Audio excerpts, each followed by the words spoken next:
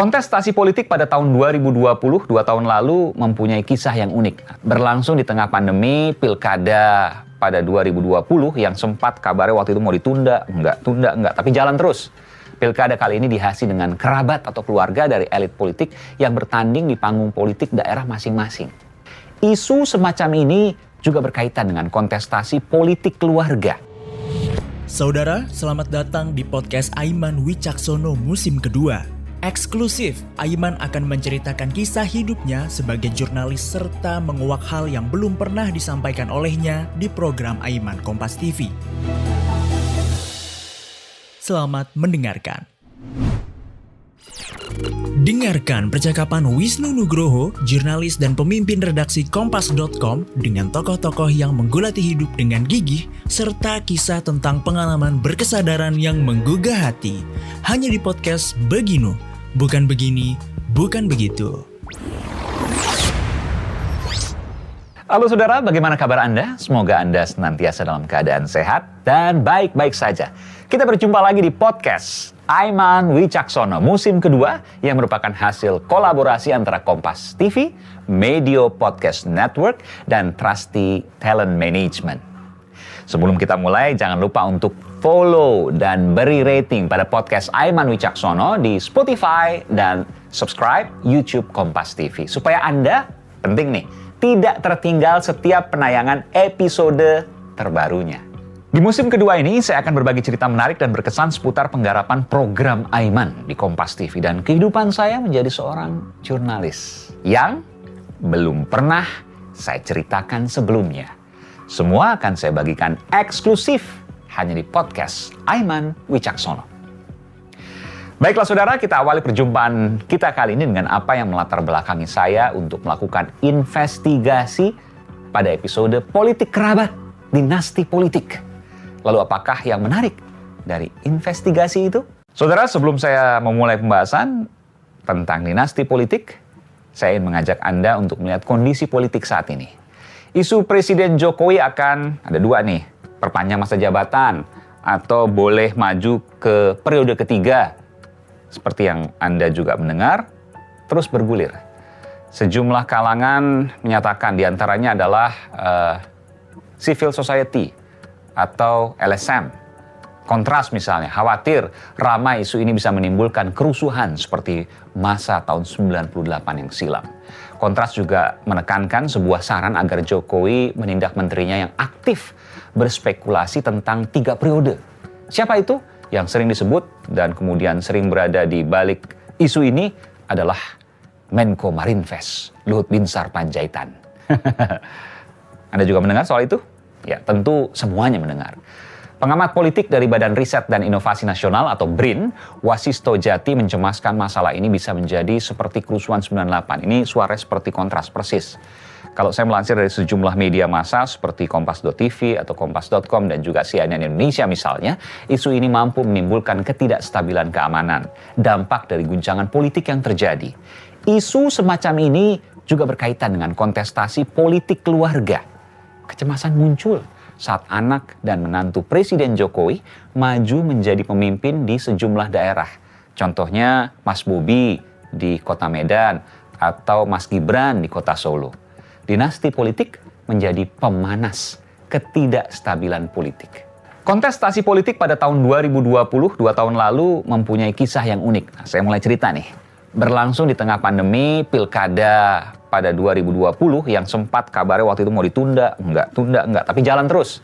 Pilkada kali ini dihiasi dengan kerabat atau keluarga dari elit politik yang bertanding di panggung politik daerah masing-masing.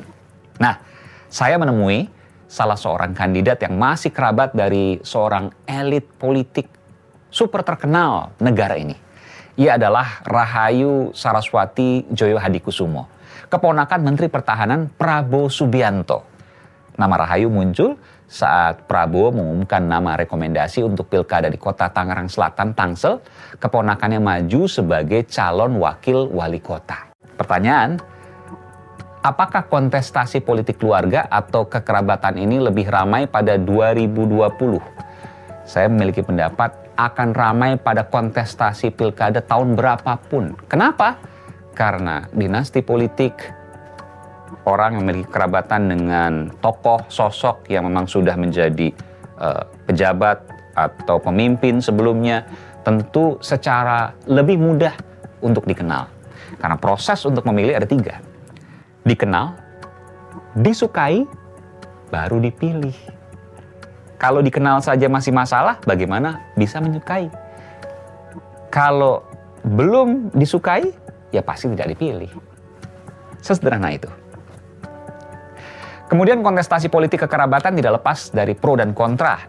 Ini jelas seperti pernyataan Rahayu Saraswati, pemilih tetap harus melihat kredibilitas kandidat pilihannya. Ini yang disampaikannya. Bukan cuma karena latar belakang kekerabatan. Ia tidak menampik. Memang kalau kita lihat ya, dinasti politik itu pro dan kontra. Kalau di Indonesia kenapa selalu dipermasalahkan? Di Amerika tidak. Selalu itu kemudian yang disampaikan. Di Amerika ada dinasti Bush, ada dinasti Kennedy. Di Indonesia banyak dinasti, dari Pak Jokowi misalnya ada putra dan menantunya, dari Pak Prabowo misalnya ada keponakannya, dan seterusnya. Dari Partai Golkar juga banyak, dari Pak Erlangga juga ada anaknya, lalu kemudian ya tentu ya PDI Perjuangan misalnya Ibu Megawati juga dengan putrinya, Mbak Puan, dan seterusnya dan seterusnya. Demokrat juga Pak SBY dengan putranya, bahkan keduanya, yang pertama adalah Mas Agus Harimurti Yudhoyono dan juga Mas Ibas, dan seterusnya. Kenapa Indonesia dipermasalahkan, di luar negeri tidak? Ini tentu banyak mengundang pro dan kontra. Kalau menurut Anda seperti apa? Tapi banyak jawaban seperti ini. Di Amerika, sistemnya sudah established. Sistemnya sudah stabil. Sistemnya sudah jelas. Di Indonesia, jangan-jangan undang-undang dasar bisa diubah untuk kepentingan sesaat. Benar nggak? Who knows? Menarik untuk kita cermati. Memang tidak bisa menafikan fakta, saudara. Politik kekerabatan dipandang erat dengan keistimewaan dan kepentingan relasi. Ini sebuah fakta. Walaupun tidak semua politik relasi itu jahat loh ya. Kalau memang calon yang diajukan partai politik memang berkualitas dan berkompeten, ya nggak ada salahnya juga sih pihak itu maju dan dicalonkan. Namun, politik kekerabatan seperti ini membuat kesempatan tidak merata. Ini juga fakta bagi seluruh pihak yang ingin mencalonkan diri. Artinya apa? Kalau ada orang yang punya kemampuan lebih, ada orang yang punya kapabilitas yang lebih baik, jangan-jangan bisa dikalahkan dengan si empunya partai, dengan saudaranya pimpinan partai, atau dengan anak atau bahkan menantunya pejabat. Misalnya seperti itu. Apakah mungkin terjadi? Sangat mungkin. Bagaimana prosesnya? Sistem yang harusnya mengatur itu. Tentu ini berpulang. Kalau partai berpulang kepada partainya, ADART dan seterusnya. Ketika ini kaitan dengan pejabat publik, berpulang pada kontrol publik. Praktik dinasti politik bukan hanya ramai di Indonesia, hampir di seluruh belahan dunia. Banyak negara-negara yang melakukan praktik dinasti politik. Seperti yang saya katakan tadi, misalnya Amerika, ada dinasti Kennedy, ada dinasti Bush, dan seterusnya.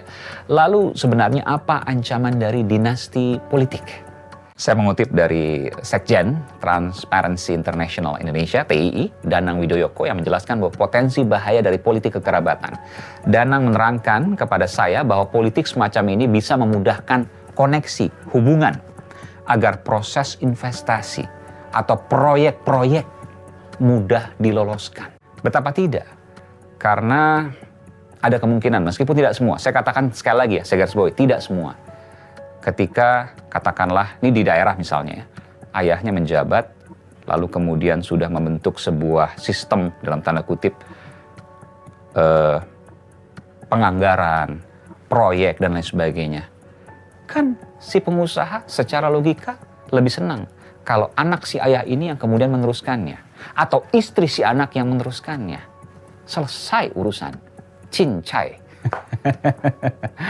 Tapi tidak semua, sekali lagi saya katakan tidak semua.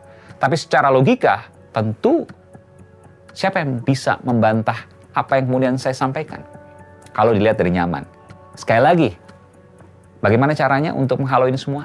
Sistem yang established, sistem yang stabil, sistem yang rigid, sistem yang kuat yang harus dibangun. Lewat apa itu?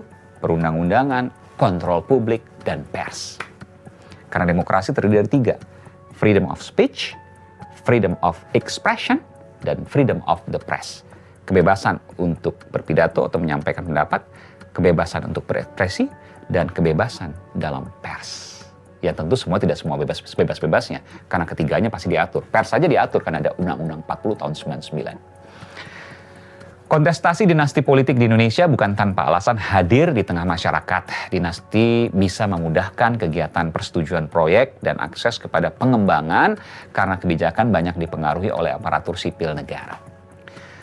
Tidak selalu buruk dinasti politik, tapi harus ada pengawasan lebih mengenai kapabilitas, mengenai prosesnya, dan nanti ketika jalan, maka tidak ada yang dirugikan.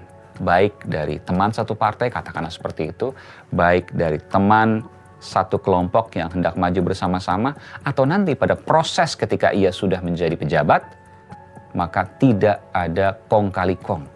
Kelompok-kelompok oligarki, kekuasaan, pengusaha dan lain sebagainya, yang dulu sudah dibangun misalnya oleh ayahnya, atau ibunya, atau pamannya, atau siapapun yang menjadi patron dia, paham ya, patron?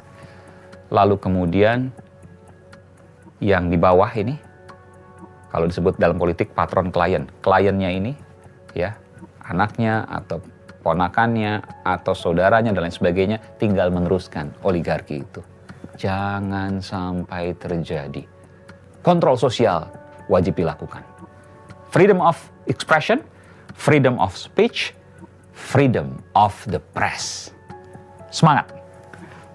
Demikianlah saudara momen ataupun peristiwa di balik penggarapan program Aiman yang dapat saya bagikan pada kesempatan kali ini. Jangan lupa untuk subscribe YouTube Kompas TV dan juga Spotify podcast Aiman Wicaksono untuk terus tahu episode terbarunya. Saya Aiman Wicaksono. Salam. Demikian podcast Aiman Wicaksono episode kali ini. Jangan lupa follow podcast Aiman Wicaksono di Spotify dan subscribe channel YouTube Kompas TV. Follow juga Instagram dan TikTok kami di @medio by KG Media agar tidak ketinggalan info menarik lainnya.